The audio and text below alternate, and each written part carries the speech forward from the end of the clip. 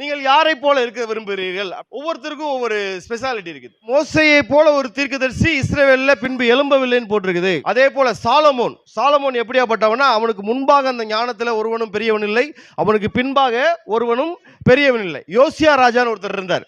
அவர் இந்த நியாயப்பிரமாணத்தை கடைபிடிக்கிறதுல அவருக்கு முன்பாக யாரும் இல்லை, அவருக்கு பின்பாக யாரும் இல்லை.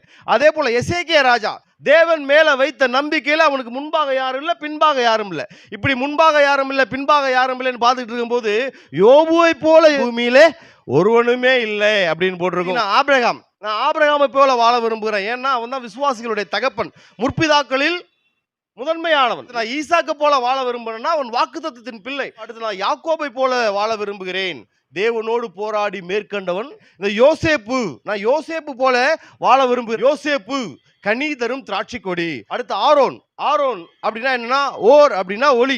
ஆரோன்னா ஒளி பெற்றவன். நான் ஆரோனை போல ஒளி பெற்றவனாக இருக்க விரும்புகிறேன். பாத்தீங்கன்னா யோசுவா, மோசேயின் கொஞ்ச கணத்தை வச்சே சந்திரனையும் சூரியனையும் நிப்பாட்டின இந்த யோசுவா போல நிறைய நான் இருக்க விரும்புகிறேன்னு சொல்லுவாங்க. அடுத்து சாமுவேலை பார்த்தீங்கன்னா ஒரு சாட்சியின் ஜீவியம் வாழ்ந்தவர். அவர் ஆசாரியனாகவும் நியாய பிரதிஷ்டாகவும் இருந்த இந்த சாட்சியின் ஜீவியத்தை வாழ்ந்த இந்த நான் சாமுவேலை போல இருக்க விரும்புகிறேன் நிறைய பேர் சொல்லுவாங்க. பாருங்க, தாவீது கர்த்தருடைய இருதயத்துக்கு ஏற்றவன், பிரியமானவன் என்று அழைக்கப்பட்டவன்.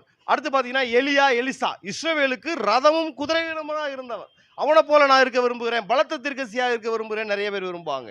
அடுத்து பார்த்தீங்கன்னா ஏசாயா பத்தி வேதம் என்ன சொல்லுதுன்னா, அவன் தான் பெரிய தீர்க்கதரிசி, ஒரு எழுப்புதலின் தீர்க்கதரிசி. ஏசாயாவை போல இருக்க விரும்புகிறேன். அடுத்து எரேமியா தீர்க்கதரிசி, நான் அடுத்தவங்களுக்காக கண்ணீர் விட்டு புலம்பக்கூடிய ஒரு தீர்க்கதரிசியாக இருக்க விரும்புகிறேன். அடுத்து எசேக்கியேல் தீர்க்கதரிசி, கண்ணை திறந்தா தரிசனம், வாயை திறந்தா தீர்க்க தரிசனம். நான் எசேக்கியேல் தீர்க்கதரிசியை போல இருக்க விரும்புகிறேன். அடுத்து நான் தானியேல் தீர்க்கதரிசியை போல இருக்க விரும்புகிறேன்.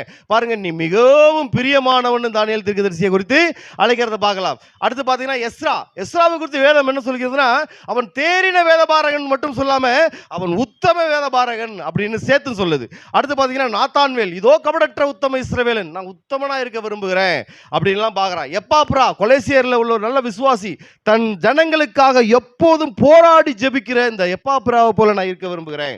அடுத்து தீமோத்தேயு உத்தம குமாரன், அவனை போல நான் இருக்க விரும்புகிறேன். காயு எப்படியாப்பட்ட ஆள்னா, அழகா யோவான் எழுதுவார், பிரியமானவனே உன் ஆத்மா வாழ்கிறது போல எல்லாவற்றிலும் வாழ்ந்து சுகமாயிரு, நீ சகோதரன் சத்தியத்தில் நீ நடந்து கொள்கிறாய் என்று உன்னை பற்றி சாட்சி சொன்ன பொழுது மிகவும் சந்தோஷம் அடைந்தேன். நான் காயுவை போல இருக்க விரும்புகிறேன், பவுலை போல இருக்க விரும்புகிறேன். தேவ ரகசியங்களின் உக்கிரானக்காரன் நான், இயேசுவின் அச்சு அடையாளங்களை தரித்திருக்கிறவன் நான். இப்படியாக அநேக பரிசுத்தவான்களை பார்த்து நாம் அவனை போல இருக்க விரும்புகிறோம், இவனை போல இருக்க விரும்புகிறோம் அப்படின்னு நினைக்கிறோம். ஆனா பாருங்க, இந்த ஏனோக்கு தேவனோடு சஞ்சரித்த மனிதன், அவனை போல நாம் இருக்க விரும்புவோம். ஹல்லேலூயா.